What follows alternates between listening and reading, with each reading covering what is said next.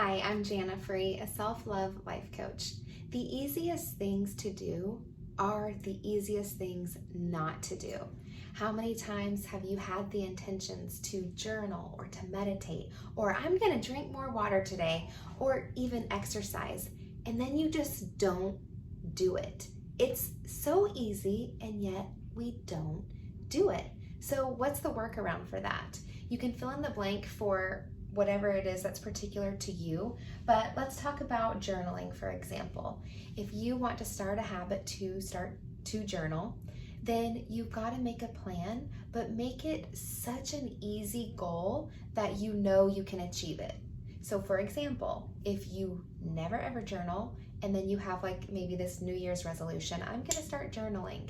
Then let's say I want to journal once a week, and let's obtain that goal and then build some momentum. And maybe after a couple weeks of showing your brain that, yes, I do what I say I'm gonna do, then you gain momentum, you start building this snowball, and then you can increase that goal to journal twice a week, and then build it up to maybe you want to journal daily.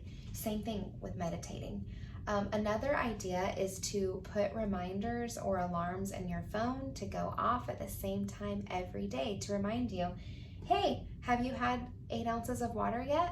And check that off your list. But again, start small and then build your goal up to the ideal. It's really hard to go from 0 to 60, meaning it's really hard to go from, okay, last year I never drank 8 ounces of water a day, but in 2022, by golly, I'm gonna do it every day. No, you might be able to do that for like a week because you're just showing grit, but then eventually that's gonna wear out. So instead, let's build some integrity with ourselves.